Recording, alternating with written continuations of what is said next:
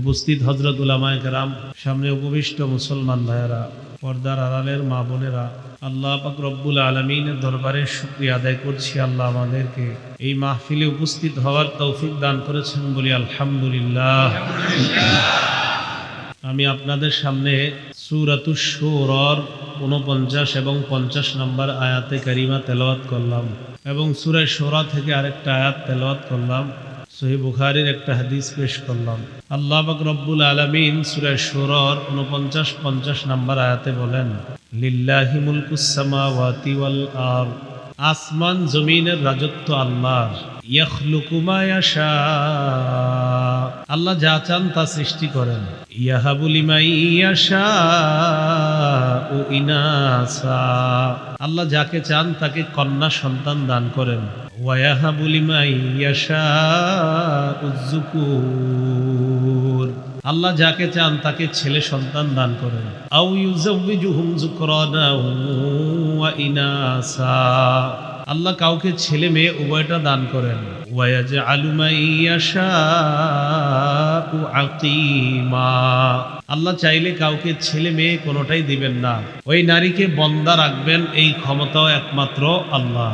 সন্তান দেওয়া না দেওয়ার মালিক আল্লাহ, ছেলে হোক মেয়ে হোক এগুলো দেওয়ার মালিক আল্লাহ, না দেওয়ার মালিক যদি দিতে না চান আল্লাহ, সেটাও আল্লাহর ইচ্ছা। এই জন্য একটা পরিবারের সূচনা হয় স্বামী স্ত্রীর মাধ্যমে, এরপর তাদের সন্তান হয়। স্বামী এবং স্ত্রী তাদেরকে কেন্দ্র করে একটা পরিবারের সূচনা হয়। আল্লাহ পাক রব্বুল আলামিন সূরাতুন নাহলের ৭২ নম্বর আয়াতে বলেন, ওয়াল্লাহু জাআলা লাকুম মিন আনফুসিকুম আজওয়াজা ওয়া জাআলা লাকুম মিন আজওয়াজিকুম বানিনা ওয়া হাফাদা, আল্লাহ তোমাদের থেকেই তোমাদের স্ত্রীদেরকে বানিয়েছেন, তোমাদের স্ত্রীদের থেকে তোমাদের সন্তান, তোমাদের নাতি নাতনি আল্লাহ বানান। তাহলে পরিবারের সূচনা হয় স্বামী স্ত্রীর মাধ্যমে, এরপর সন্তান হয়, এরপর নাতি নাতনি হয়। সূরা রুমের ২১ নম্বর আয়াতে আল্লাহ বলেন, وَمِنْ آيَاتِهِ أَنْ خَلَقَ لَكُم مِّنْ أَنفُسِكُمْ أَزْوَاجًا لِتَسْكُنُوا إِلَيْهَا وَجَعَلَ بَيْنَكُم مَّوَدَّةً وَرَحْمَةً, আল্লাহর নিদর্শনাবলীর মধ্যে এটাও একটা নিদর্শন, তিনি তোমাদের জন্য তোমাদের থেকে তোমাদের স্ত্রীদেরকে বানিয়েছেন, যেন তোমরা স্ত্রীদের কাছে প্রশান্তি লাভ করো, তাদের কাছে যেন বিশ্রাম নিতে পারো। এই আয়াত তো প্রমাণ করে যে একজন স্বামী আর স্ত্রী, তাদের মাধ্যমে একটা পরিবারের সুখ শান্তি ইত্যাদি সূচনা হয়। সূরা নিসা ১ নম্বর আয়াতে আল্লাহ বলেন, ইয়া আইয়ুহান নাসুত্তাকু রাব্বাকুমুল্লাযী খালাকাকুম মিন নাফসিন ওয়াহিদা ওয়া খালাকা মিনহা যাওজাহা ওয়া বাসসা মিনহুমা রিজালান কাসীরান ওয়া নিসাআ, হে মানুষ তোমরা তোমাদের রবকে ভয় করো, যিনি তোমাদেরকে একজন থেকে বানিয়েছেন, মানে আদম থেকে। এবার আল্লাহ ব্যাখ্যা দেন, ওয়া খালাকা মিনহা যাওজাহা, আদম থেকে আল্লাহ তার বিবিকে বানাইলেন। ওয়া বাসসা মিনহুমা রিজালান কাসীরান ওয়া নিসাআ, আদম এবং হাওয়া আলাইহিমাস সালাতু ওয়াস সালামের মাধ্যমে নারী পুরুষের বিস্তার আল্লাহ দুনিয়াতে ঘটায়া দেয়। তাহলে আদম হাওয়া তাদের মাধ্যমে একটা দুনিয়ার সূচনা, মানুষের সূচনা হয়েছে স্বামী স্ত্রীকে কেন্দ্র করে। সেখানে একটা পরিবারের সূচনা স্বামী স্ত্রীকে কেন্দ্র করে হবে, এটাই স্বাভাবিক ব্যাপার। স্বামী এবং স্ত্রী তাদের জীবনটা শুরু যেন হয় একটা দিনদার মেয়ে এবং একটা দিনদার স্বামী, এই দুইজনের মাধ্যমে। তাই যারা পুরুষ আছি তারা বিয়ের ক্ষেত্রে দিনদার মেয়ে নির্বাচন করা দরকার। সাধারণত একটা মেয়ে দিনদার মেয়ে তৈরি হয় মহিলা মাদ্রাসা, এই জন্য বিয়ের ক্ষেত্রে একটা দিনদার মেয়ে নির্বাচন করা। সহিহ বুখারীর ৫০৯০ নম্বর হাদিসের বর্ণনা, ক্বালা রাসূলুল্লাহ সাল্লাল্লাহু আলাইহি ওয়াসাল্লাম, নবীজি বলেন, তুনকাহুল মারআতু লিআরবাঈন, লিমালিহা ওয়া লিহাসাবিহা ওয়া জামালিহা ওয়া লিদীনিহা, একজন মেয়েকে বিয়ে করা হবে ৪টা গুণ দেখে। ১ নাম্বার লিমালিহা, সম্পদ দেখে। ২ নাম্বার ওয়া লিহাসাবিহা, বংশ দেখে। ৩ নাম্বার ওয়া জামালিহা, সৌন্দর্যতা দেখে।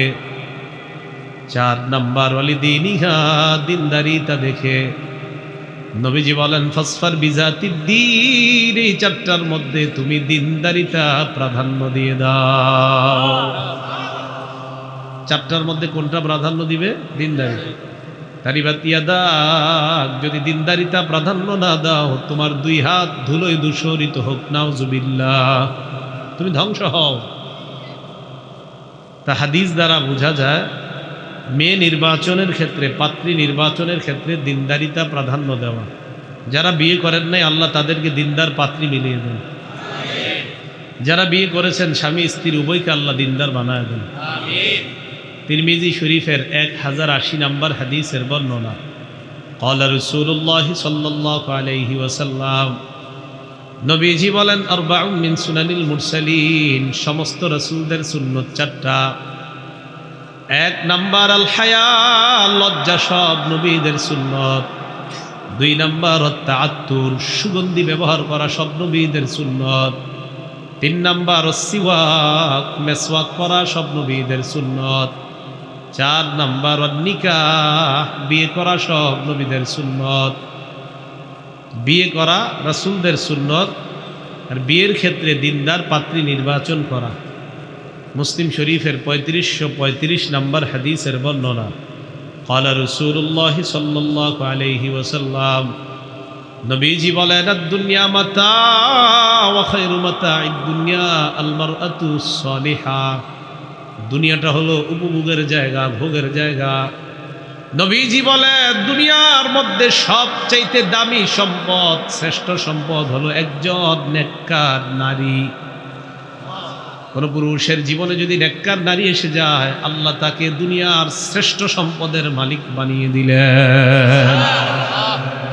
নেককার নারী দুনিয়ার শ্রেষ্ঠ সম্পদ, এটা সবাই মাথায় রাখা। قال رسول الله صلى الله عليه وسلم, নবীজি বলেন, আরবাউন মিনাস সাআদা, প্রত্যেকটা পুরুষের সৌভাগ্যের লক্ষণ চারটা। বলেন কয়টা? 1 নাম্বার আল মারআতুস সালিহা, নেককার নারী। 2 নাম্বার আল মাসকানুল ওয়াসি', প্রশস্ত বাড়ি। 3 নাম্বার আল মারকাবুল হানি, চলাচলের জন্য আরামদায়ক গাড়ি। 4 নাম্বার আল জারুস সালিহ, নেককার প্রতিবেশী। 1 নাম্বার নেককার নারী যদি কারো বিবি হয়ে যায়, সৌভাগ্যের 1 নাম্বার লক্ষণ তার অর্জন হয়ে যায়। 4টার মধ্যে 2টা জরুরি, নেককার নারী আর নেককার প্রতিবেশী। অন্যথায় ফজরের পর ঝগড়া শুরু হবে, ঘুমের আগে গিয়ে শেষ হবে। ও আরবাউন মিনাশ শাকাওয়া, রাসূল বলেন হতভাগার লক্ষণ হলো 4টা। 1 নাম্বার আল মারআতুস সু, বদকার নারী। 2 নাম্বার ওয়াল মাসকানুদ দায়িক, সংকীর্ণ বাড়ি। 3 নাম্বার আল মারকাবুস সু, অচল গাড়ি। 4 নাম্বার আল জারুস সু, খারাপ প্রতিবেশী। প্রতিবেশী যেন খারাপ না হয়, বিবি যেন খারাপ না হয়। এই 2টা যদি খারাপ হয়ে যায় তো হইছে আপনার দুনিয়াটাই জাহান্নাম হয়ে যাবে।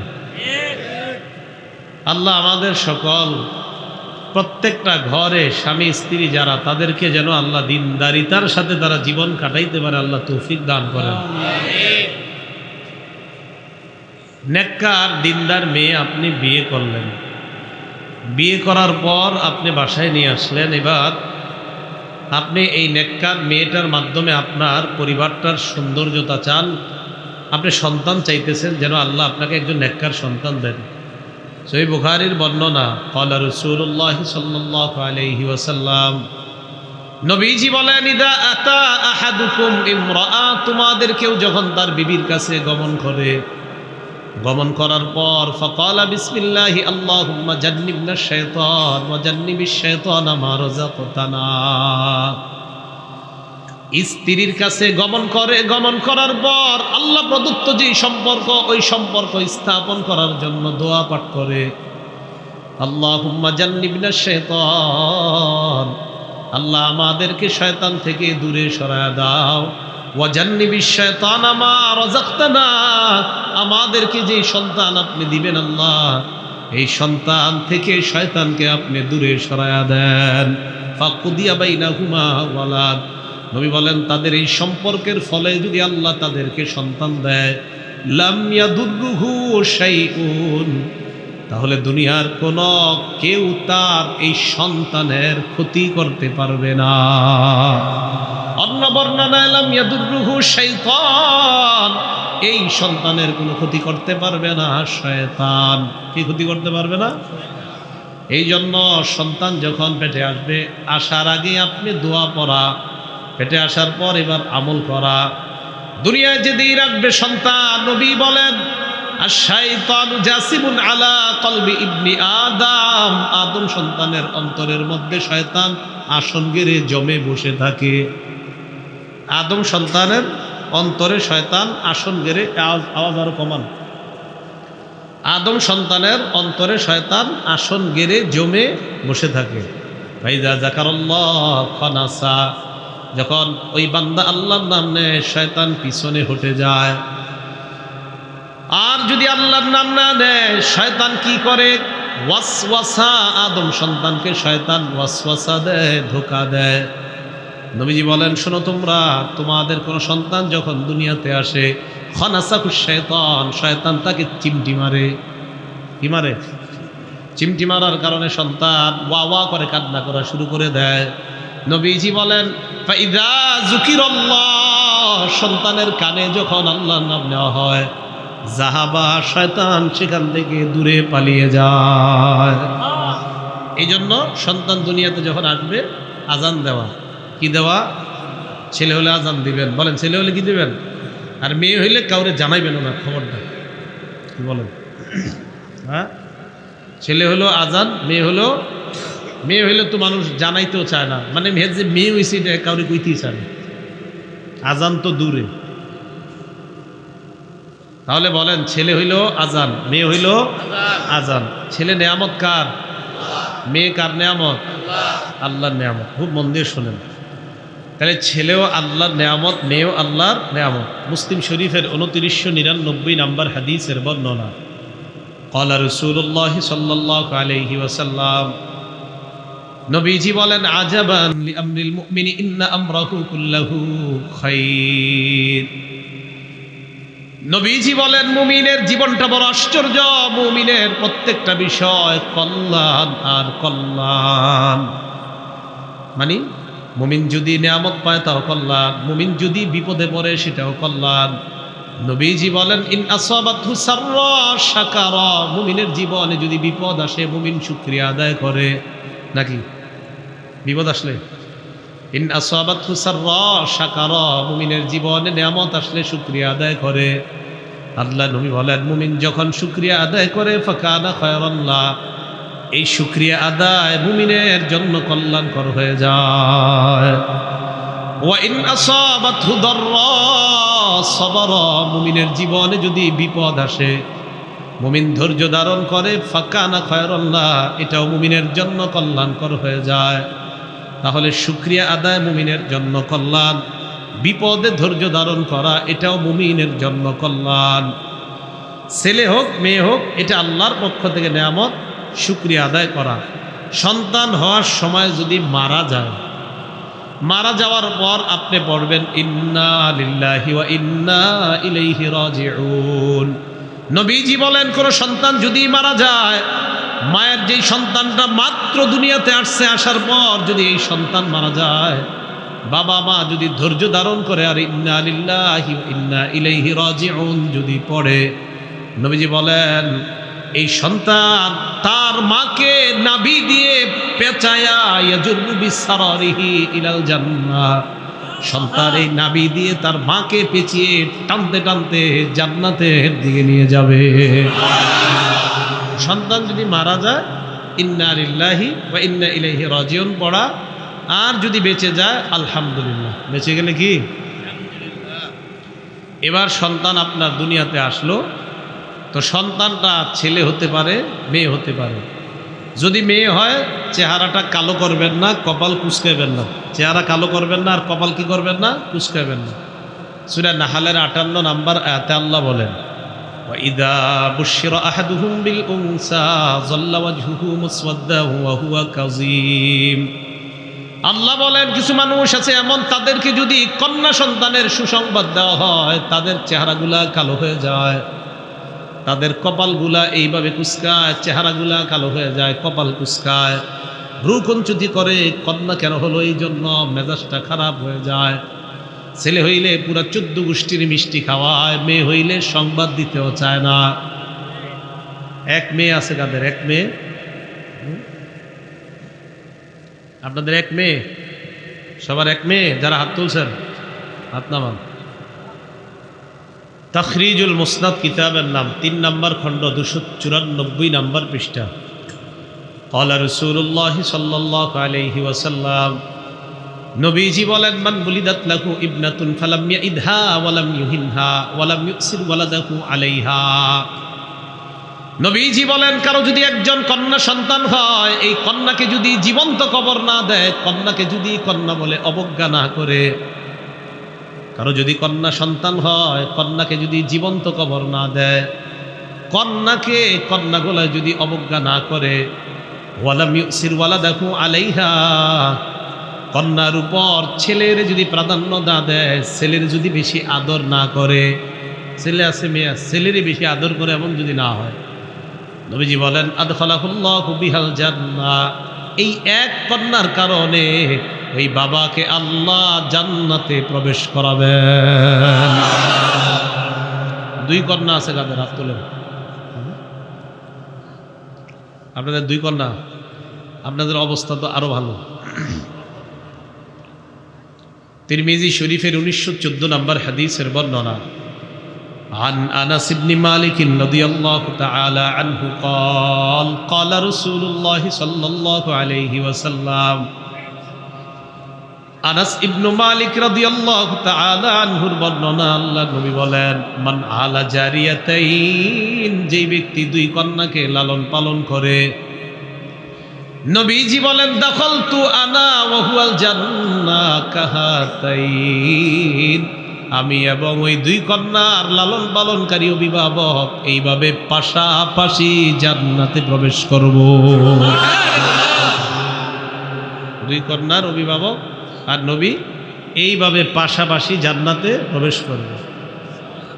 আল জামিউস সগীর কিতাবের নাম, হাদিস নাম্বার 8083 নম্বর হাদিস। ক্বালা রাসূলুল্লাহ সাল্লাল্লাহু আলাইহি ওয়াসাল্লাম, নবীজি বলেন, মা মিন মুসলিমিন তুদরিকুহু ইবনাতান, কোন মুসলমানের যদি 2টি কন্যা সন্তান হয়, ফায়ুহসিনু সুহবাতাহুমা, ওই কন্যাকে যদি লালন পালন করে, ইল্লা আদখালাতাহুল জান্নাহ, ওই 2 কন্যা ওই বাবাকে জান্নাতে প্রবেশ করায়া দেয়। 3 কন্যা কাদের? আপনাদের 3 কন্যা? আত্মান। as-silsilatus sahihah, একটা হাদিসের কিতাব, এই কিতাবের 1027 নম্বর হাদিস। ক্বালা রাসূলুল্লাহ সাল্লাল্লাহু আলাইহি ওয়াসাল্লাম, নবীজি বলেন, মান কানা লাহু সালাসু বানাত, কারো যদি 3 জন কন্যা সন্তান থাকে, ফায়ুবিহিন্না ওয়া ইয়ারহামুহুন্না ওয়া ইউহসিনু ইলাইহিন্না, এই 3 কন্যাকে যদি ভালোভাবে লালন পালন করে, আশ্রয় দেয়, দয়া করে, মায়া করে, কন্যা বলে কখনো অবজ্ঞা করে না, কন্যা বলে কখনো তাদেরকে ফেলে দেয় না, বাবা তার কন্যাগুলাকে বলে, চিন্তার কোনো কারণ নাই, আমি বাবা তোমাদের জন্য আছি, চিন্তার কোনো কারণ নাই। এইভাবে কন্যাদেরকে যদি লালন পালন করে কোনো বাবা, নবীজি বলেন, ওয়াজাবাত লাহুল জান্নাহ আল বাত্তাতা, ওই বাবার জন্য, ওই অভিভাবকের জন্য অবধারিতভাবে আল্লাহর জান্নাত ওয়াজিব হয়ে যায়। জান্নাত ওয়াজিব হয়ে যায়। 3 বোন আছে কাদের? 3 বোন অথবা 2 বোন? হ্যাঁ, 3 বোন বা 2 বোন? হ্যাঁ, হাত নামান। এটা কিতাব আছে আল আদাবুল মুফরাদ, এই কিতাবের 59 নম্বর হাদিস, ইমাম বুখারীর কিতাব এটা। ক্বালা রাসূলুল্লাহ সাল্লাল্লাহু আলাইহি ওয়াসাল্লাম, নবীজি বলেন, লা ইয়াকুনু লি আহাদিন লাহু সালাসু বানাত আও সালাসু আখাওয়াত, কোন ব্যক্তির যদি 3 কন্যা থাকে অথবা 3 জন বোন থাকে, কোন ব্যক্তির যদি 3 বোন থাকে, ফায়ুহসিনু ইলাইহিন্না, এই 3 বোনের যদি সঠিকভাবে লালন পালন করে, যত্ন নেয়, ইল্লা দাখালাল জান্নাহ, ওই ভাই মারা যাওয়ার পর জান্নাতের মেহমান হয়ে যাবে। এক সাহাবী দাঁড়িয়ে বললেন, ওয়াসিনতাইনি ইয়া রাসূলুল্লাহ, হুজুর যদি কারো 2 বোন থাকে, মনে হয় ওনার 2 বোন ছিল আর কি। নবীজি বলেন, ওয়াসিনতাইন, 2 বোনকেও যদি লালন পালন করে, ওই 2 বোন লালন পালন করার কারণে ভাই জান্নাতের মেহমান হয়ে যাবে। তবে সবাই বলেন তবে বোনের সম্পত্তি দিতে হবে। কি করতে হবে? বোনের এটা মেরে খাওয়া যাবে না। বোনের যদি 1 বিঘত সম্পত্তিও মেরে খান, কয় বিঘত? 1 বিঘত পরিমাণ সম্পত্তি যদি মেরে খান, তাহলে কিয়ামতের মাঠে 7 স্তরের জমিন গলায় নেওয়ার জন্য রেডি হয়ে যান। কয় স্তর? এটা হাদিস আইছে তো, মুসলিম শরীফের 1610 নম্বর হাদিস। ক্বালা রাসূলুল্লাহ সাল্লাল্লাহু আলাইহি ওয়াসাল্লাম, নবীজি বলেন, মান ইখতাতা শিবরাম মিনাল আরদি যুলমা, কোন ব্যক্তি যদি 1 বিঘত পরিমাণ সম্পদ অন্যায়ভাবে জোর দখল করে নেয়, তাওয়াকাহুল্লাহু ইয়্যাহা ইয়াউমাল কিয়ামাতি মিন সাব'i আরদিনা, কিয়ামতের ময়দানে তার গলার মধ্যে 7 স্তরের জমিন আল্লাহ ঝুলিয়ে দিবেন। নাউযুবিল্লাহ। বোনের সম্পত্তি মেরে দিয়েন না, বোনের সম্পত্তি মেরে দিয়েন না, বিপদে পড়বেন। মুসলিম শরীফের 2581 নম্বর হাদিসের বর্ণনা। ক্বালা রাসূলুল্লাহ সাল্লাল্লাহু আলাইহি ওয়াসাল্লাম, নবীজি সাল্লাল্লাহু আলাইহি ওয়াসাল্লাম বলেন, আতাদরুনা মাল মুফলিস, সাহাবারা তোমরা কি জানো নিঃস্ব কাকে বলা হয়? সাহাবারা জবাব দেয়, আল মুফলিসু ফিনা মান লা দিরহাম লাহু ওয়ালা মাতা, হুজুর আমাদের মধ্যে নিঃস্ব ওই ব্যক্তি যার টাকা পয়সা নাই, স্বর্ণ রূপা নাই। নবীজি বললেন, শোনো তোমরা, ইন্নাল মুফলিসা মিন উম্মতি ইয়াতি ইয়াউমাল কিয়ামাতি বিসসালাত ওয়া সিয়ামিন ওয়া যাকাত, আমার উম্মতের নিঃস্ব ওই ব্যক্তি যে ব্যক্তি কিয়ামতের ময়দানে নামাজ নিয়ে উপস্থিত হবে, রোজা নিয়ে উপস্থিত হবে, যাকাত নিয়ে উপস্থিত হবে। নবীজি বলেন, ইয়াতি ওয়া ক্বাদ শাতামা হাযা, এই ব্যক্তি নামাজ রোজা যাকাত নিয়ে উপস্থিত হবে, তবে লোকটা দুনিয়ার মধ্যে আরেকজনকে গালি দিত। ওয়া শাতামা হাযা ওয়া কাযাফা হাযা, আরেকজনের উপর ঢিল ছুঁড়ে মারত। ওয়া আকালা মালা হাযা, আরেকজনের সম্পদ পেটের মধ্যে ঢুকাইতো। প্রত্যেক বছর রমজান মাসে উমরা করত, আর প্রতি বছর হজে যাইতো, আর আরেকজনের টাকা মাইরা খাইতো। একজনের উমরা আর হজ করা খারাপ না, প্রত্যেক বছর উমরা হজ যদি সামর্থ্য থাকে করবেন, আরেকজনের টাকা দিয়ে কিনবেন।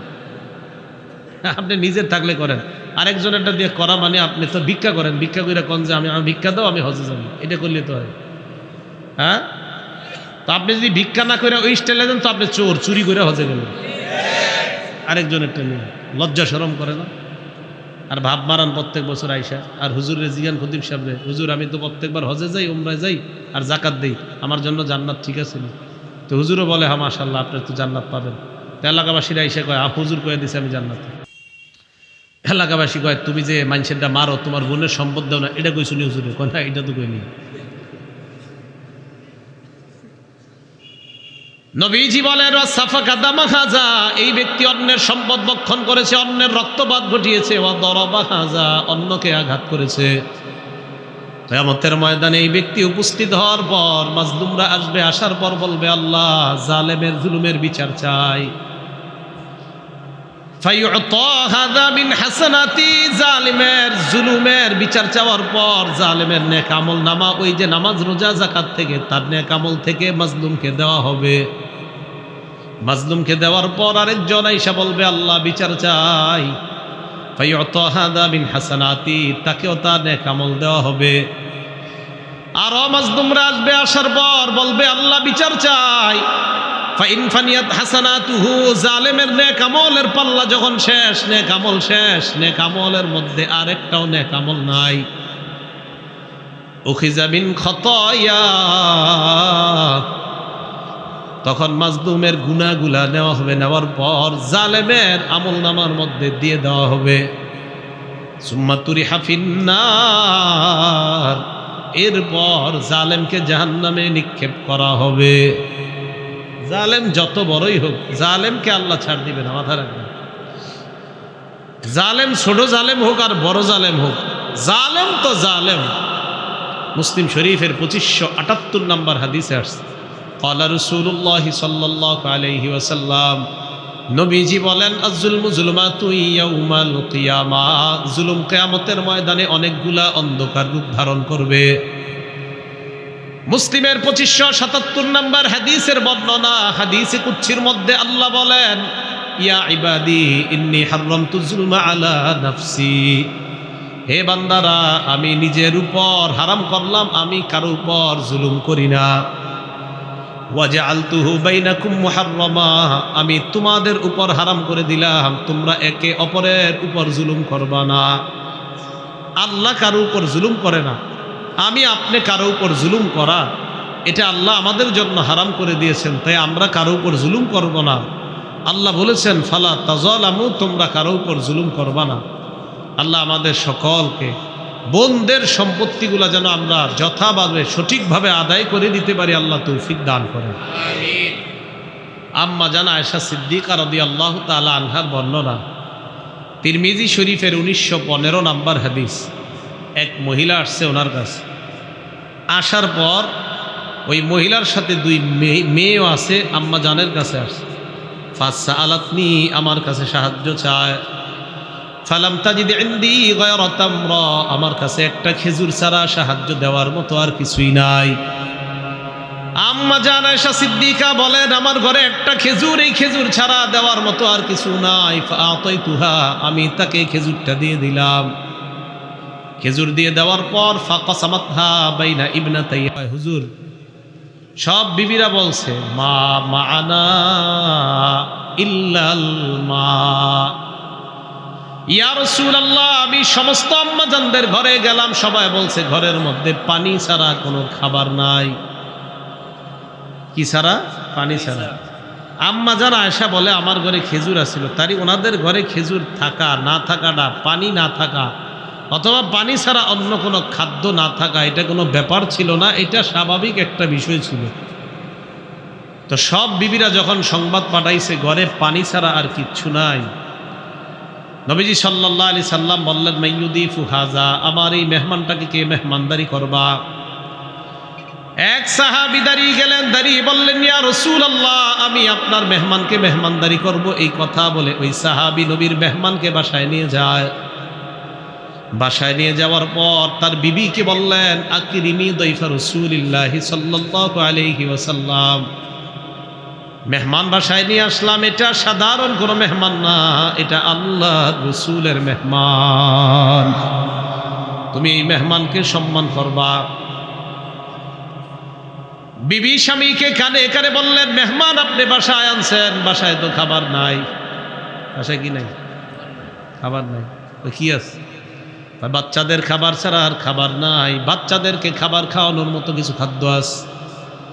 এই কথা বলার পর স্বামী বললেন হাইয়ি তাআমাকি, বাচ্চাদের খাবারটাই মেহমানের জন্য প্রস্তুত করো।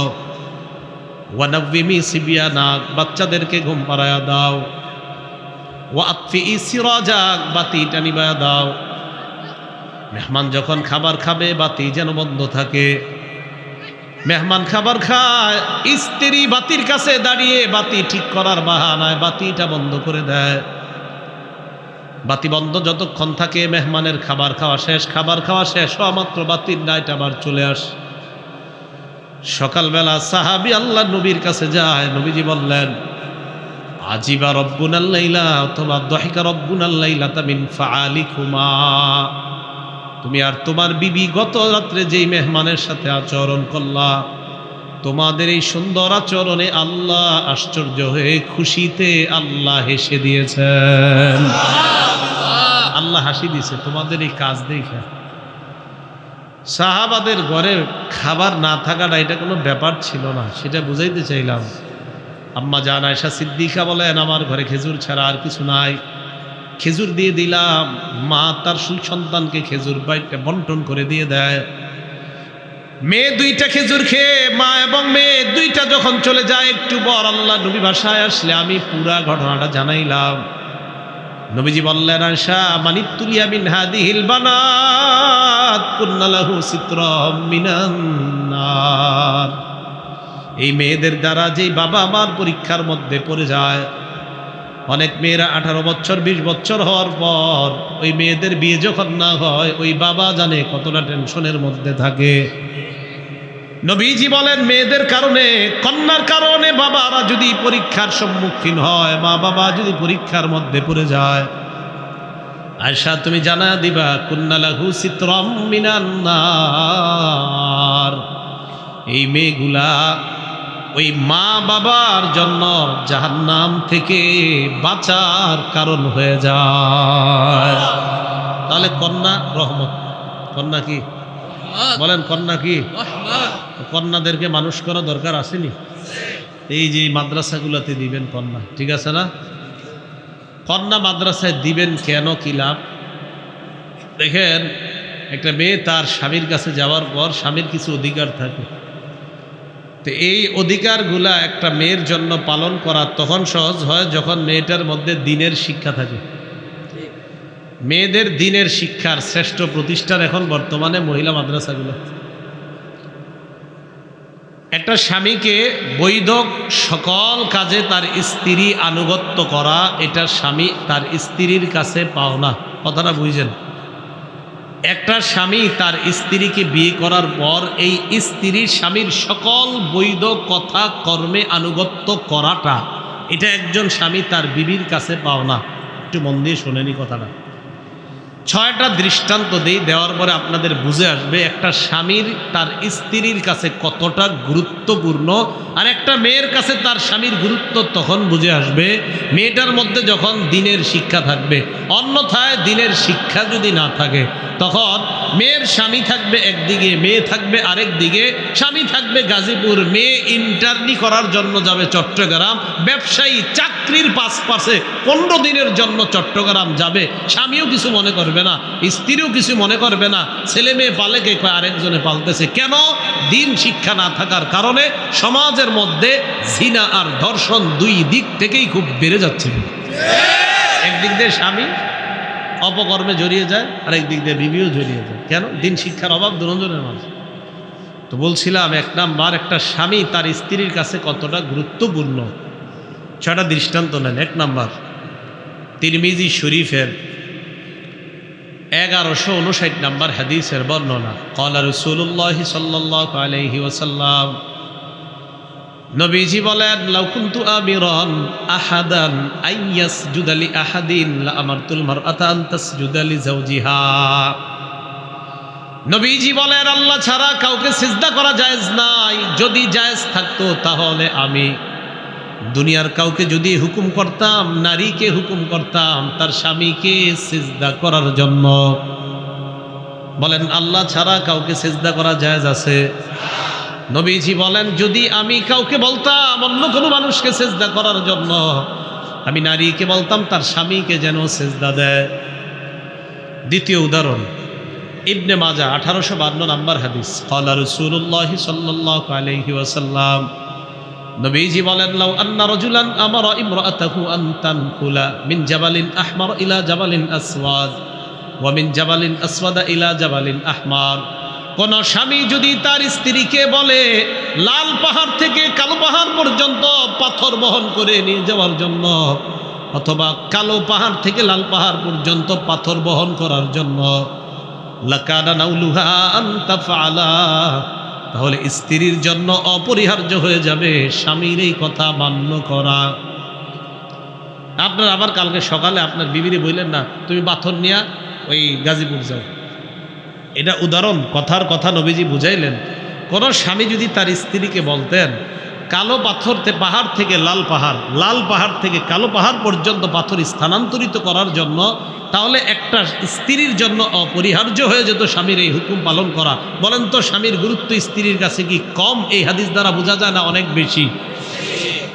উদাহরণ নাম্বার 3 নাম্বার উদাহরণটা মন দিয়ে শুনুন। ইবনে মাজার 1853 নাম্বার হাদিস। নবীজির এক সাহাবী নাম মুআজ ইবনে জাবাল। বলেন কি নাম? মুআজ ইবনে জাবাল। এই সাহাবীর নামটা মনে রাখবেন, মনে রাখার একটা কারণ শেষে বলতেছি। হাদিসের বর্ণনাকারী আব্দুল্লাহ ইবনে আবি আওফা রাদিয়াল্লাহু তাআলা তিনি বলেন, লাম্মা কদিমা মুআজুম মিনাশ শাম, নবীজির সাহাবী মুআজ ইবনে জাবাল যখন শাম দেশে গেলেন, শাম দেশ থেকে যখন রওনা করলেন, আগমন করলেন, যখন মদিনায় আগমন করার পর একটা কর্ম করলেন। এই কর্মটা শব্দটা শোনার পর সবাই নাউজুবিল্লাহ জোরে বলবেন। মুআজ ইবনে জাবাল যখন মদিনায় আসলেন, আসার পর সাজাদা লিন নবী সাল্লাল্লাহু আলাইহি ওয়াসাল্লাম, আল্লাহ নবীর সিজদা দিছে। নবীর কি করছে? নবীজি সাহাবী নবীজির সিজদা দিছে। নবীজি বললেন, মা হাজা ইয়া মুআজ, মুআজ এটা তুমি কি করলা? এটা কি করলা তুমি? মুআজ ইবনে জাবাল জবাব দিলেন, ইয়া রাসূলুল্লাহ আতাইতু শাম, আমি শাম দেশে গেলাম, যাওয়ার পর ফাওয়াফাকতুহুম ইয়াসজুদুনা লিআসাকিফাতিহিম ওয়া বাতারিকাতিহিম, শাম দেশে গেলাম, যাওয়ার পর আমি দেখলাম শাম দেশের মানুষ তাদের ধর্মীয় নেতা আর রাজনৈতিক নেতাদেরকে সিজদা দেয়।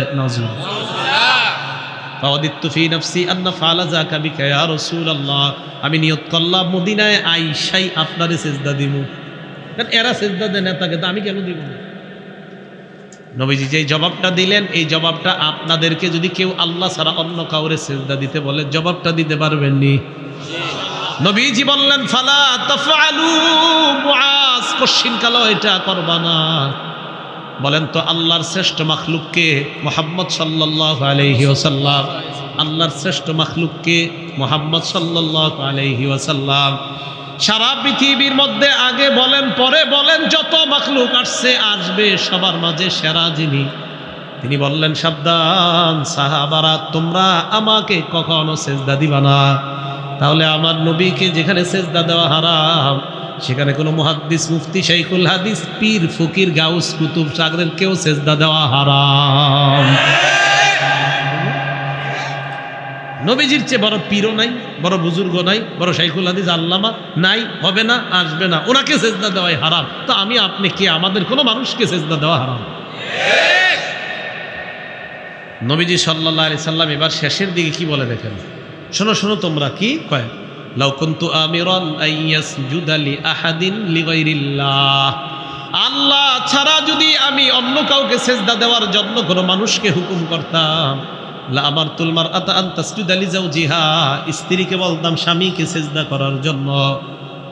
তাহলে এই হাদিসেও শেষের দিকে এই কথাটা বলার কারণে স্বামীর গুরুত্ব কমছে না বাড়ছে? নবীজি বলেন, আল্লাহ ছাড়া কাউকে সেজদা দেওয়া জায়েজ নাই, তাই আমি সেজদার কথা তোমাদেরকে বলবো না। হাদিসের শেষে নবী বলেন, আল্লাযী নাফসি বিয়াদিহি, মুহাম্মাদুন সাল্লাল্লাহু আলাইহি ওয়াসাল্লাম, নবীজি সাল্লাল্লাহু আলাইহি ওয়াসাল্লাম বলেন, আমার প্রাণ যেই সত্তার কুদরতি হাতে, তার শপথ, লা তুআদ্দিল মারআতু হাক্কা রাব্বিহা হাত্তা তুআদ্দি হাক্কা যাওজিহা, কোন মেয়ে তার স্বামীর হক আদায় করার আগ পর্যন্ত রবের হক পরিপূর্ণ করতে পারবে না। একজন মেয়ে সব ঠিক আছে, নামাজ পড়ে, রোজা রাখে, সব ঠিক, তো স্বামীর সাথে প্রত্যেকদিন ঝগড়া করে, স্বামীর হক আদায় করে না, স্বামীর নামে যত অপবাদ আছে দিতে থাকে। স্বামী মানে সে নামাজ পড়ে, রোজা রাখে, সব, কিন্তু স্বামীর সহ্য করতে পারে না, কোনো কারণ ছাড়া, এমনি হুদাই সহ্য করতে পারে না। আপনি রবের হক ততক্ষণ আদায় করতে পারবেন না যতক্ষণ স্বামীর হক আদায় না করবেন। আজকে মা বোনরা যারা মহিলা মাদ্রাসা কেন্দ্র করে আসে, এরা বলবে, হুজুর আপনি এই অধিকার আলোচনা করলেন, আমগো অধিকার নাই। আপনাদের অধিকার সম্পর্কে আমার যত লম্বা বয়ান আছে, এত লম্বা বয়ান অন্য কেউ করে না। যেই বয়ান আমি মহিলাদের অধিকার নিয়ে আলোচনা আছে, আপনারা দেখবেন মহিলাদের অধিকার নিয়ে অনেক লম্বা আলোচনা আছে, নারীদের অধিকার। তো আপনি গোটা তো অনেক করলাম, আজকে দুই একটা শুনেন না স্বামীদেরটা। রাসূল সাল্লাল্লাহু আলাইহি সাল্লাম বললেন, রবের হক ততক্ষণ পুরা করতে পারবে না যতক্ষণ স্বামীর হক পুরা না করবে। উদাহরণ নাম্বার 4, এই 4 নাম্বার উদাহরণে একটা সাহাবীর নাম বলবো। আলেমরা সারা বলেন তো, আগের হাদিসে একজন সাহাবীর নাম মনে রাখতে বলছি, কি নাম? তাহলে কেউ যদি আপনাদের গায়ে এসে দাওয়াত দেয়, চলো অমুক দরবারে যাই, তো আপনি জানেন যে ওখানে গেলে সিজদা দেওয়া লাগে কোনো মানুষকে, আপনি বলবেন, নবীজি সাহাবী মুআজ রাদিয়াল্লাহু তাআলা আনহু শাম দেশে গিয়ে দেখছে মানুষ তাদের নেতাদেরকে সিজদা দেয়। এটা দেখা এই মুআজ রাদিয়াল্লাহু তাআলা নবীজির সিজদা দিছিল, নবীজি ডাইরেক্ট নিষেধ করে দিয়েছে সিজদা দিতে। ভাই, নবী সবচাইতে শ্রেষ্ঠ, আর ওনার সাহাবারা শ্রেষ্ঠ উম্মত, শ্রেষ্ঠ নবী শ্রেষ্ঠ উম্মতকে বলে দিয়েছে সিজদা দিতে নিষেধ। অতএব তুমি আমারে যতই বুঝাও, আল্লাহ ছাড়া আমি কাউকে সিজদা দিব না। এগুলো 3 নম্বর দৃষ্টান্ত। দৃষ্টান্ত নাম্বার 4, এই জায়গায় একজন সাহাবীর নাম বলবো, ওনার নামটাও মনে রাখবেন, কাইস ইবনে সাদ। কি নাম? পুরাটা সাধারণ যারা আছেন পুরাটা মনে রাখতে হবে না, শুধু মনে রাখেন কাইস, আর আগের সাহাবী মুআজ, আর এই সাহাবীর নাম কাইস। এই কয়েস, ওনার নামটা মনে রাখবেন কেন? এটার কারণ আছে। মুআজ রাদিয়াল্লাহু তাআলা আনহুর নাম মনে রাখবেন এই কারণে যে মানুষ সিজদা দেওয়া জায়েজ নেই। আর কয়েস রাদিয়াল্লাহু তাআলা আনহুর ব্যাপারে হাদিসটা শুনেন তখন বুঝবেন। আবু দাউদ শরীফের 2140 নম্বর হাদিস। এই কয়েস রাদিয়াল্লাহু তাআলা আনহু বলেন, আতাইতুল হীরা, কুফার একটা এলাকা আছে নাম হীরা, এলাকার নাম কি? হীরা। হীরা প্রদেশে আমি গেলাম, যাওয়ার পর ফারাআইতুহুম ইয়াসজুদুনা লিমারযুবানিন লাহুম, সেখানে গিয়ে দেখলাম তারা তাদের নেতারে সিজদা দেয়। নাউজুবিল্লাহ। এখন উনি কি কয় দেখেন, ফাকুলতু, আমি মনে মনে বললাম, রাসূলুল্লাহি আহাক্কু আইয়ুসজাদা লা, আরে মানুষ যদি সিজদা পাওয়ার যোগ্য হয় তাহলে রাসূল সাল্লাল্লাহু আলাইহি ওয়াসাল্লাম সিজদা পাওয়ার সবচাইতে বেশি যোগ্য। সত্যি কথা, কোন মানুষ যদি সিজদা পাওয়ার যোগ্য হয় দুনিয়াতে, তো নবীজি সবচেয়ে বেশি যোগ্য হবেন। যদি হতো তো নবী হতেন, তা ওনার চেয়ে দামি তো আর কেউ নেই। তো উনি মনে মনে এটা বললেন সাহাবী কয়েস। উনি কি করলেন? উনি বলেন, আতাইতুন নাবিয়্যা সাল্লাল্লাহু আলাইহি ওয়াসাল্লাম, আমি সোজা আল্লাহ নবীর কাছে আসলাম। আসার পর আল্লাহ নবীকে বললাম, ইয়া রাসূলুল্লাহ আতাইতুল হীরা, আমি হীরা দেশে গেলাম, কুফার হীরা নগরীতে গেলাম। যাওয়ার পর রাআইতুহুম ইয়াসজুদুনা লিমারযুবানিন লাহুম, দেখলাম তারা তাদের নেতাকে সিজদা দেয়। তা আমিও একটা নিয়ত করছি, আপনারে সিজদা দিব। আগের সাহাবী তো দিয়ে ফেলছে, আর উনি বলতেছে আমি নিয়ত করছি আপনারে দিব। নবীজি বলেন, কি বলতে চাও? কাফা আনতা ইয়া রাসূলুল্লাহ আহাক্কু আন নাসজুদা লাহ, আমি চিন্তা করে দেখলাম সিজদা পাওয়ার বেশি যোগ্য আপনি। এটা সত্যি কথাই তো, যদি কারো সিজদা দেওয়া জায়েজ হয় তা আপনি বেশি যোগ্য। নবীজি সবচেয়ে বেশি যোগ্য যদি জায়েজ হতো, কি বলেন? কিন্তু আল্লাহ ছাড়া কাউকে সিজদা দেওয়া জায়েজ। তো নবীজি কয়, এটা তুমি কি কইলা? জি হুজুর, নবীজি যে কথাটা বলছে সারা জীবন মনে রাখেন। নবীজি কয়, আর আইতা লাউ মাররতা বিকবরি আকুনতা তাসজুদু লা, নবীজি বলেন, মনে করো তুমি যদি আমার কবরের সামনে দিয়ে যাইতা, আমার কবরকে কি তুমি সিজদা করতা? নবীজি কি জিন্দা? তখন কি নবীজি জীবিত না কবরে? জীবিত। নবীজি কয়, আমার ইন্তেকালের পর আমার কবরের সামনে দিয়ে গেলে কি আমার কবরকে সিজদা করতা? জি না। নবীজি বলেন, ফালা তাফালু, শোনো তুমি যেমনি ভাবে আমার জীবদ্দশায়ও আমাকে সিজদা করবা না, আমি দুনিয়া থেকে বিদায় নেওয়ার পর আমার কবরকেও সিজদা করবা না। কি বোঝা যায়? দুনিয়ার সবচাইতে শ্রেষ্ঠ যিনি, তাকে সিজদা দেওয়া হারাম, আর শ্রেষ্ঠ কবরকেও সিজদা দেওয়া হারাম। শ্রেষ্ঠ মানুষ আর শ্রেষ্ঠ কবরকে যদি সিজদা দেওয়া হারাম হয়, তাহলে কোনো পীর ফকির তাদের পায়ে এবং তাদের মাজারে কবরে সিজদা দেওয়া হারাম। তাহলে দলিল সহ বুঝাইলো না আন্দাজি বুঝাইছে? দলিল সহ। কয়েস রাদিয়াল্লাহু তাআলা আনহুর হাদিস দ্বারা বুঝে আসলো কবরেও সিজদা দেওয়া যাবে না, ব্যক্তিকেও সিজদা দেওয়া যাবে না। আর মুআজ রাদিয়াল্লাহু তাআলা আনহুর হাদিস দ্বারা বুঝলাম ব্যক্তিকে সিজদা দেওয়া যাবে না। তাহলে বলেন তো, আল্লাহ ছাড়া কোনো ব্যক্তিকে সিজদা দেওয়া যাবে না? ব্যক্তির সমাধিকে সিজদা দেওয়া যাবে না? আল্লাহ বুঝার তৌফিক দান করুন, আমিন। তো মজার ব্যাপার, এই হাদিসেও শেষের দিকে নবীজি বলেন, লাউ কুনতু আমিরান আহাদান আইয়াসজুদা লি আহাদিন লামারতুন নিসা আইয়াসজুদনা লি আজওয়াজিহিন্না, আমি যদি কাউকে সিজদা দিতে বলতাম, অন্য কাউকে সিজদা দেওয়ার জন্য বলতাম, তাহলে নারীদেরকে বলতাম তারা যেন তাদের স্বামীদেরকে সিজদা দেয়। এই হাদিসেও শেষের দিকে আল্লাহ নবী স্বামীদের গুরুত্ব বুঝাইলেন। আল্লাহ ছাড়া কাউকে সিজদা দেওয়া হারাম, আল্লাহ ছাড়া কাউকে সিজদা দেওয়া।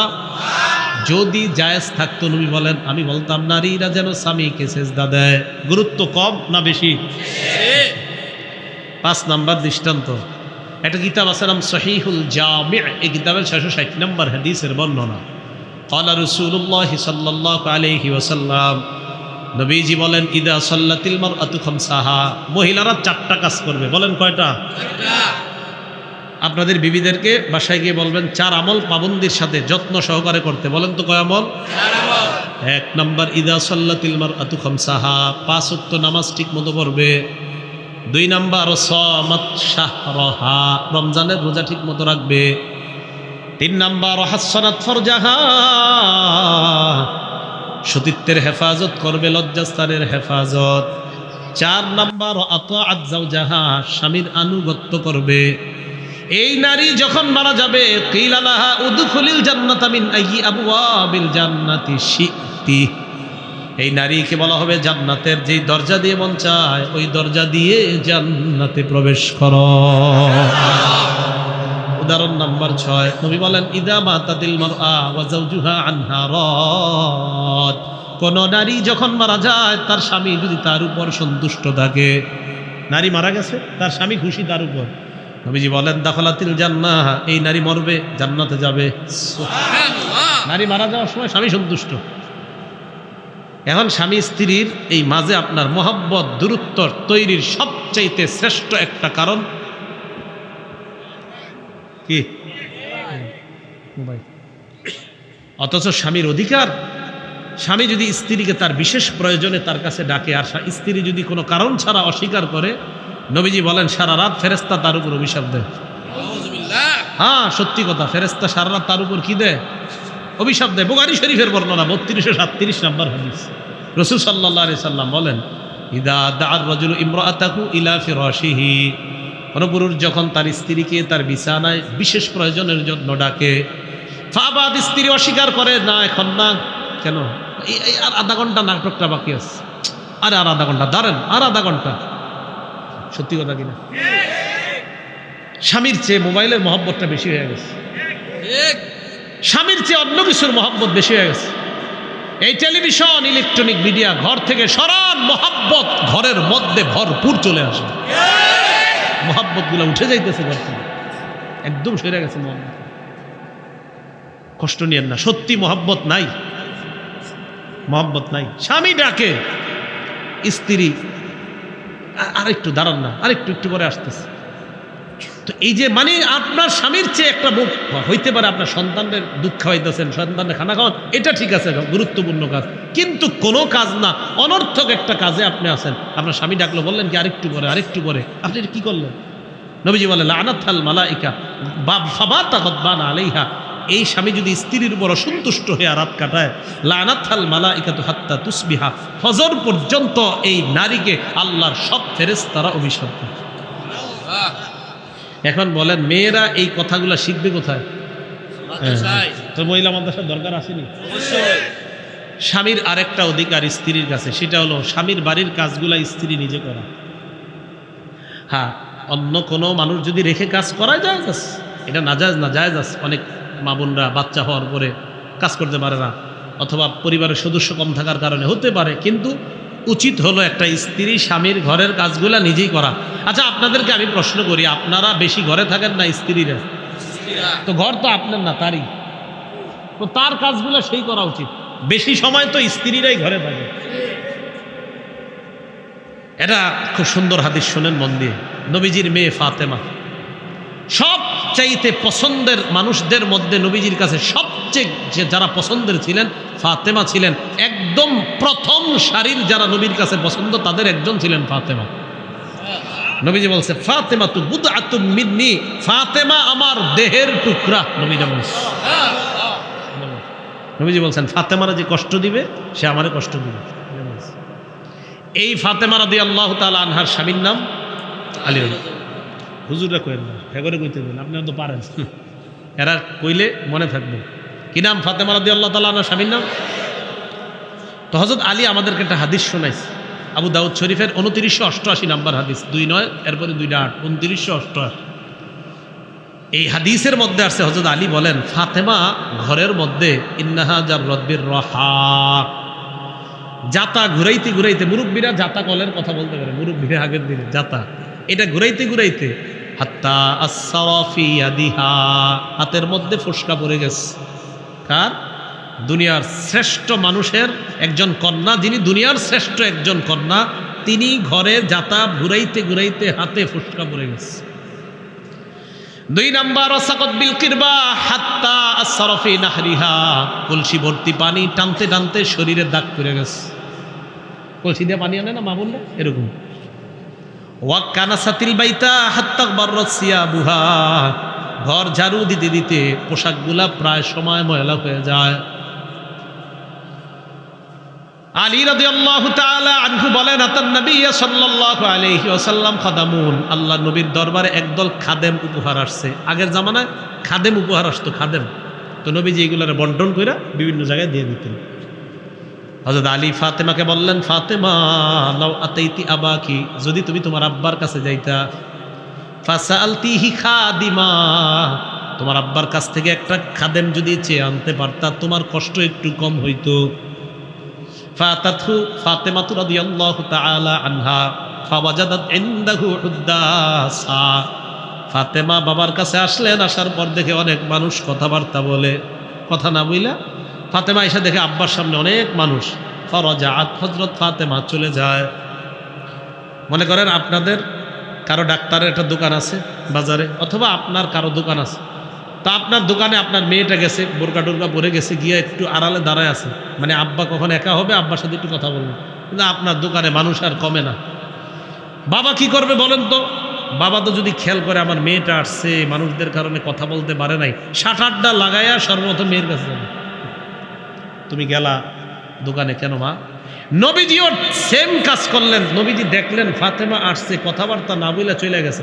আতাহা মিনাল গদি, পরের দিন নবীজি নিজে ফাতেমার বাড়িতে চলে গেছে। ফাতেমা, মা কান হাজাতু কি, কালকে কেন গেছো? আমি তো সব দেখছি, তুমি যে গেছো, কেন গেছো? হযরত ফাতেমা চিন্তা করতেছে কিমনে আব্বারে কই, লজ্জায় চুপচাপ সাকাতাত, চুপ রইছে, মানে বাপেরও তো বলতে হবে আব্বা কাজ করতে করতে ফুসকা পড়ছে, এটা বলতে পারতেছে। হযরত আলী কয়, ইয়া রাসূলুল্লাহ উহাদ্দিসুকা, আমি বলি। সুবহানাল্লাহ, হুজুর আমি বলি। নবীজি কয়, হ্যাঁ বলো। ইন্নাহা জাররাত বিররাহা, হুজুর জাতা ঘুরাইতে ঘুরাইতে হাত্তা আসসারাত ফি ইয়াদিহা, হাতের মধ্যে ফুসকা পড়ে গেছে। নবীজি কয়, তারপর? ওয়া হামালাত বিল কিরবা, কলসি ভর্তি পানি টানতে টানতে হাত্তা আসসারাত ফি নাহরিহা, শরীরের মধ্যে দাগ পড়ে গেছে। নবীজি বললেন, তারপর?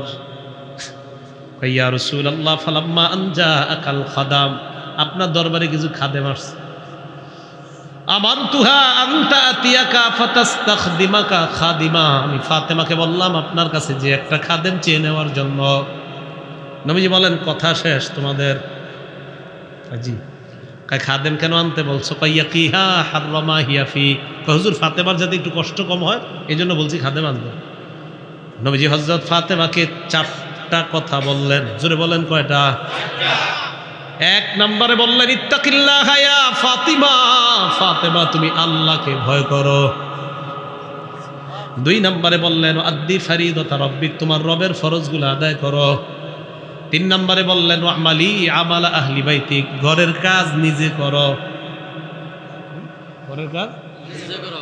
শ্রেষ্ঠ মানুষ শ্রেষ্ঠ কন্যাকে বলতেছে, শ্রেষ্ঠ মানুষ শ্রেষ্ঠ কন্যা, শ্রেষ্ঠ মানুষ শ্রেষ্ঠ কন্যা। আমার আপনার ভাবের শেষ থাকে না। ওয়ামালি আমালা আহলি বাইতিক, ঘরের কাজ নিজে করো। চার নম্বরে নবী বললেন, ইদা খস্তিমাত জাকিমা, সারাদিন কষ্ট করার পর যখন বিছানায় যাও তখন তিনটা আমল করবা। কয়টা? এক নাম্বার, সাব্বিহি সালাসা ওয়া সালাসিনা, 33 বার সুবহানাল্লাহ পড়বা। ওয়াহমাদি সালাসা ওয়া সালাসিনা, 33 বার আলহামদুলিল্লাহ পড়বা। ওয়া কাব্বিরি আরবা ওয়া সালাসিনা, 34 বার আল্লাহু আকবার পড়বা। নবীজি বলেন, ফাহিয়া মিআই, হলো 100 বার। ফাহিয়া খায়রুল লাকি মিন খাদিম, ফাতেমা আমি বাবা তোমাকে যে আমলটা শিখিয়ে দিলাম, সারাদিন কাজ করার পর এই আমলটা একজন খাদেমের চাইতে তোমার জন্য কল্যাণ।